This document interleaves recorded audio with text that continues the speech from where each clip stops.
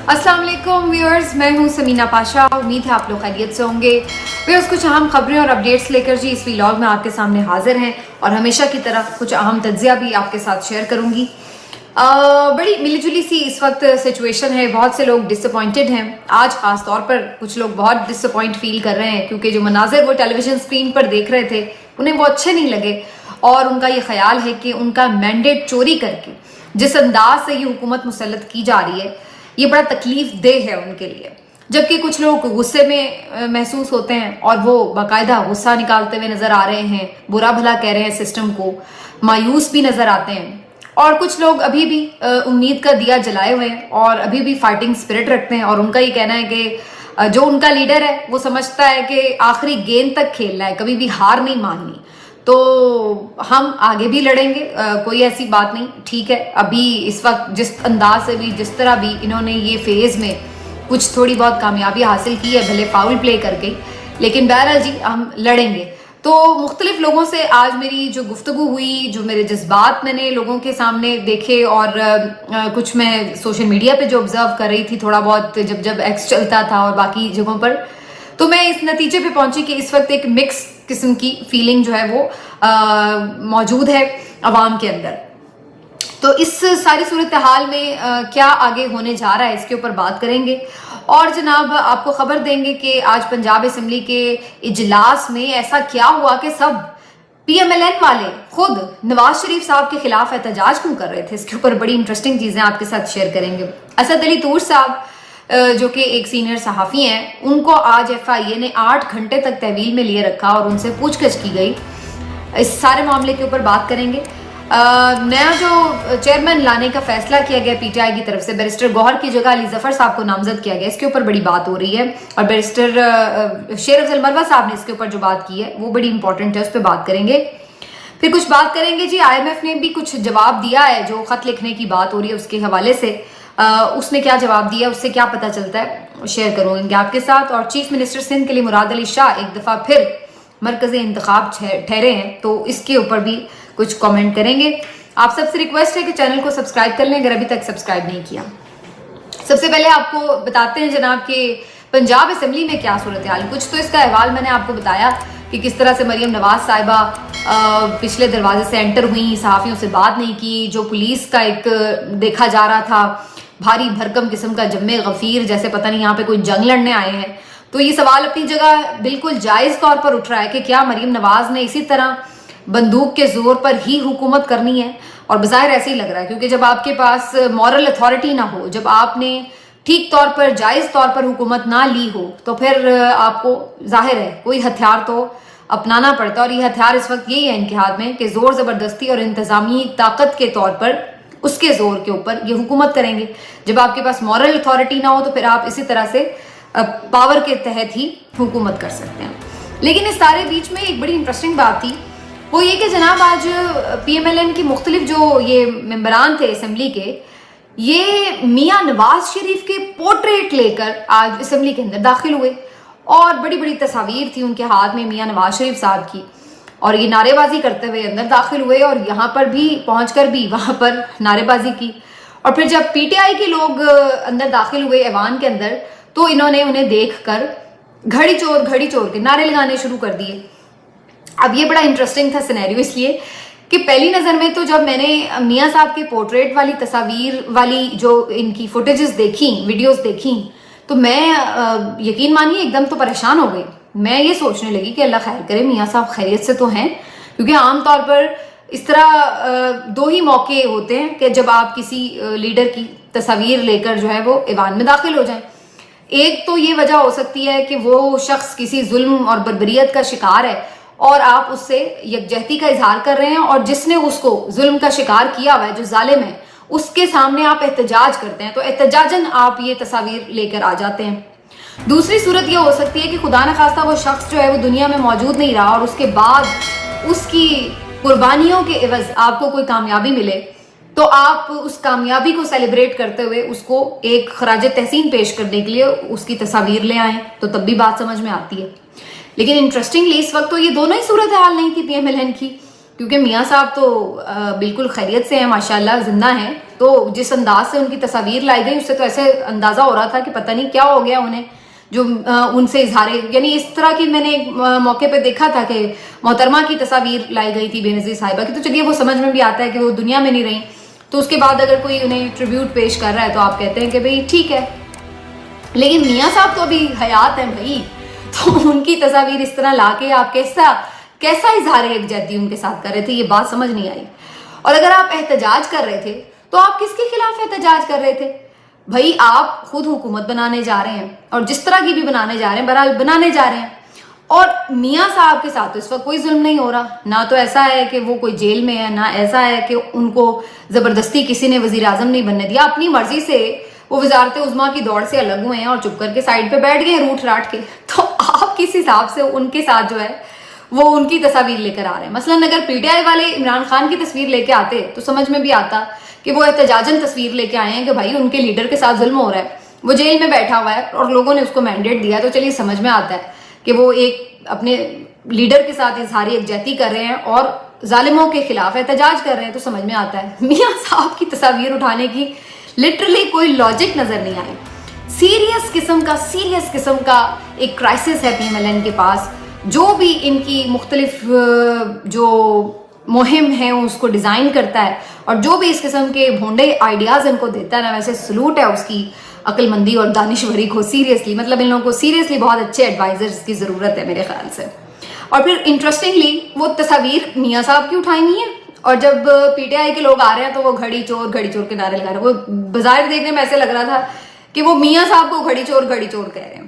تو یہ عجیب و غریب قسم کا آئیڈیا جس کا بھی تھا، بھائی دونوں ہاتھوں سے سلام ہے اس کو، اپنے لیڈر کی اس طریقے سے جو آپ نے آج تضحیق کی اور توہین کی ہے، مجھے نہیں سمجھ میں آئی کہ میاں صاحب سے کس بات کا بدلہ لیا گیا پی ایم ایل این کی طرف سے۔ لیکن بہرحال لوگوں کو سوشل میڈیا پر میمز بنانے کے لیے ایک اچھا کانٹینٹ ضرور مل گیا اس ساری صورتحال میں۔ اس کے علاوہ جی یہ طے ہوا ہے پی ایم ایل این کی طرف سے کہ جو مختلف نشستیں ہیں وہ چھوڑی جائیں گی، جو سینئر قیادت ہے پی ایم ایل این کی، جنہوں نے صوبائی اسمبلی کی بھی نشستیں لڑی تھیں یا جیتی تھیں، جس طرح بھی جتوائی گئی، جو بھی ہوا، تو بہرحال وہ چھوڑیں گے اور وہ نیشنل اسمبلی میں رہیں گے۔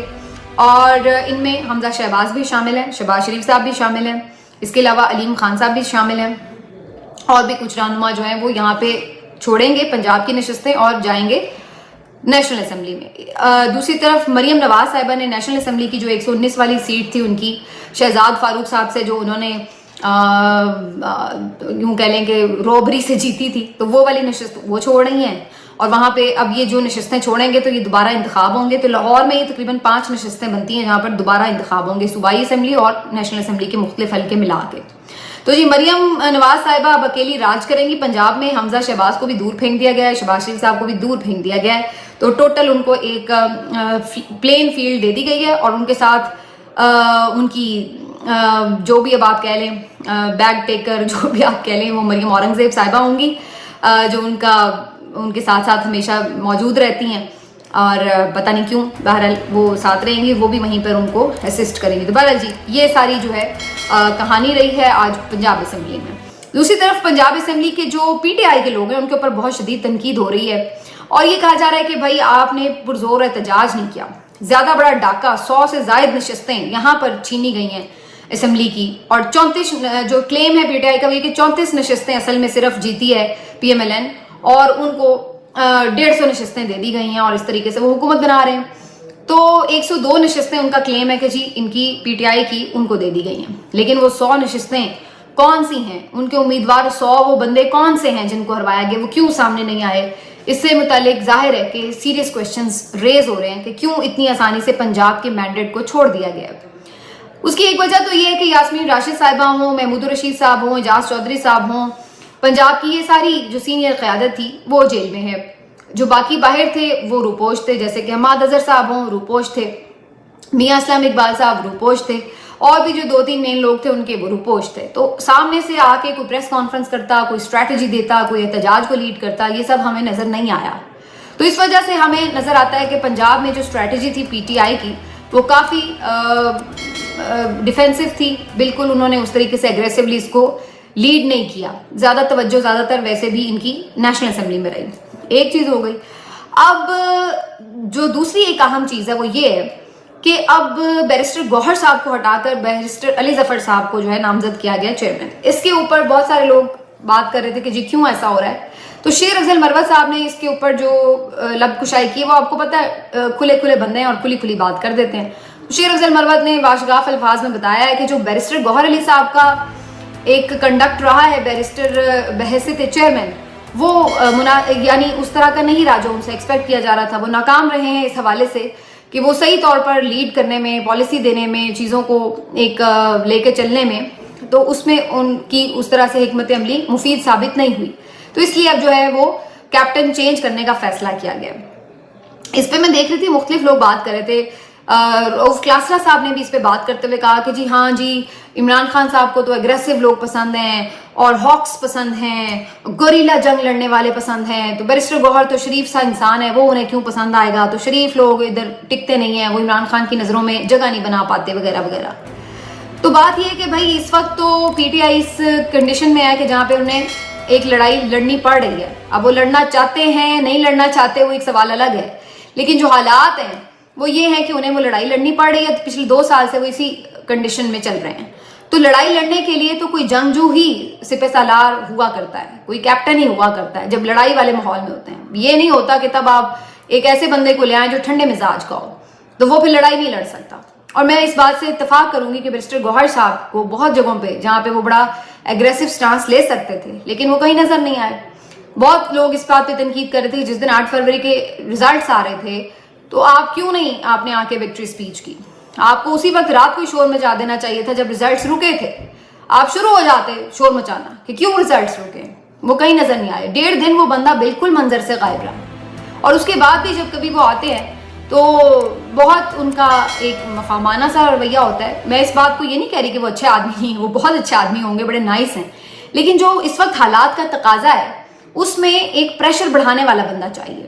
دیکھیے یہ بات آپ سمجھ لیجئے کہ اسٹیبلشمنٹ اور ان کے جو تمام یہ سیاسی جماعتیں تھیں ان کو شکست ہوئی 8 فروری کو، اور یہ اندر سے بیسیکلی اس وقت جو ہے وہ شکست خوردہ لوگ ہیں، یہ اس وقت خوف میں مبتلا لوگ ہیں. تو ان کے اوپر خوف بڑھا کے رکھنا چاہیے تھا، دباؤ بڑھا کے رکھنا چاہیے تھا، لیکن آپ نے ان کو وہ موقع دے دیا کہ وہ دوبارہ سے آپ کے اوپر حاوی ہو جائیں. اگر آپ کرکٹ میچ دیکھتے ہیں تو میں اس کو تھوڑا سا یوں ایلوبریٹ کر دیتی ہوں کہ آپ نے دیکھا ہوگا کہ اگر ایک دم پے در پہ 4-5 وکٹیں آپ گرا دیں کسی مخالف ٹیم کی تو اس کے بعد آپ کی کوشش ہوتی ہے کہ کوئی بھی پارٹنرشپ کو سیٹل نہ ہونے دیا جائے. اب آپ کو پتہ ہے کہ آپ نے کمر توڑ دی ہے تو پھر آپ کی کوشش یہ ہونی چاہیے کہ فوری طور پر آپ اس کو ٹوٹل ساری وکٹیں گرائیں، کیونکہ جہاں پر آپ ذرا سے ڈھیلے پڑے کہ چلو جی اب میچ ہماری گرفت میں آ گیا ہے تو وہیں پر وہ ایک پارٹنرشپ بلڈ کرنے میں کامیاب ہو جاتے ہیں اور پھر وہ میچ کو بہت کلوز کر لیتے ہیں، آپ کے ہاتھوں سے فتح بھی چھین سکتے ہیں.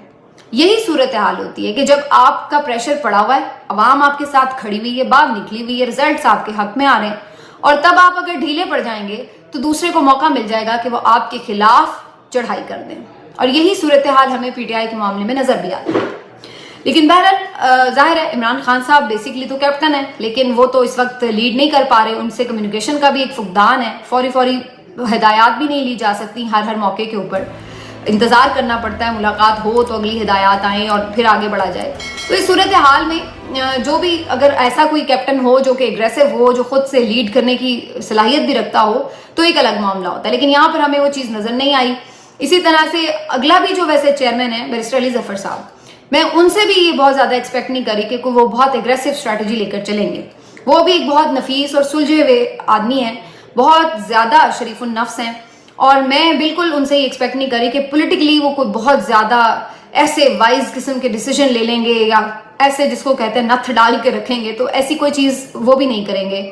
وہ بھی بڑی ان کی جو ہے ایک بے ضرر قسم کی اسٹریٹجی جو ہے ہمیشہ نظر آتی ہے. ادروائز بہت اچھی بات ہے، ایسے لوگ ہونے چاہیے آپ کی پارٹی میں اور آگے ہونے چاہیے، لیکن جن کنڈیشنز کا سامنا اس وقت پی ٹی آئی کو، اس میں فی الحال ایسے جو آپ کے لوگ ہیں وہ تھوڑا سا آپ کے لیے اتنے بینیفیٹڈ نہیں ہوتے، بینیفیشل نہیں ہوتے. ایک چیز ہو گئی. اب جناب دوسری طرف ہم یہ دیکھتے ہیں، اس کے اوپر ویسے پروپیگنڈا بھی بہت ہو رہا ہے لیکن میں نے اپنا سٹانس پہ آپ کو دے دیا. اچھا جی، آئی ایم ایف نے جو یہ پی ٹی آئی کے خط لکھنے والا معاملہ ہے اس کے اوپر تھوڑی بات کی ہے، اور جیسے کہ میں نے آپ کو پچھلے ویلاگ میں یہ بات کہی تھی کہ IMF ایسا نہیں ہے کہ عمران خان خط لکھے گا اور وہ پھر پاکستان کو قرضہ نہیں دے گا IMF اور کہے گا کہ جی عمران خان چونکہ مانے نہیں ہے اور ریگنگ ہوئی ہے الیکشن میں لہٰذا ہم نے قرضہ نہیں دینا. یہ صرف ایک پریشر ٹیکٹک تو ہو سکتا ہے عمران خان کی طرف سے، لیکن اس کا آن گراؤنڈ بہت زیادہ اثر نہیں ہوگا. اس کی وجہ یہ ہے کہ ایک تو IMF کو انڈیپینڈنٹ باڈی تو ہے نہیں. آپ کو بھی پتا ہے کہ ان کو جو اثر و رسوخ رکھنے والے ادارے ہوتے ہیں، ممالک ہیں، امریکہ ہو یا اور ہو، انہی کے ظاہر ہے وہ زیر اثر ہے. اور امریکہ کتنا پرو عمران ہے وہ بھی آپ سب کو پتا ہے، کم از کم ایز اف نہ ہو تو نہیں ہے. آگے اگر بعد میں نومبر میں جا کے حکومت بدل جائے، ٹرمپ آ جائے، کوئی ہو جائے وہ ہو جائے، وہ ایک الگ کہانی ہے. لیکن ابھی تک تو ایسا نہیں ہے کہ عمران خان کے حوالے سے کوئی وہ نرم گوشہ رکھتے ہوں. تو انہیں کیا پڑی ہے کہ وہ اس چیز کے حوالے سے کوئی IMF کو ڈائریکشن دیں کہ ہاں بھائی آپ اس پہ نظر ثانی کریں کہ ان کو لون دینا ہے یا نہیں دینا. ایک بات. اور جو ان کے اسٹیٹمنٹس بھی ہوتے ہیں نا، چاہے یہ کوئی بھی عالمی ادارے ہوں، ان کے اسٹیٹمنٹ ضرور آتے ہیں کہ جی ہمیں تشویش ہے، ہم کنسرن ہیں، یہ یوں ہے، یہ بہتر ہے، ڈیموکریسی یوں ہونی چاہیے، فلاں ہونا چاہیے. تو یہ ان کے صرف دکھاوے کے اسٹیٹمنٹس ہوتے ہیں. یہ اس کا مطلب یہ نہیں ہوتا کہ یہ انہوں نے واقعی اس کے اوپر کچھ کرنا ہے. یہ اس کے اوپر تبھی کچھ کرتے ہیں جب ان کا اپنا کوئی مفاد ہو.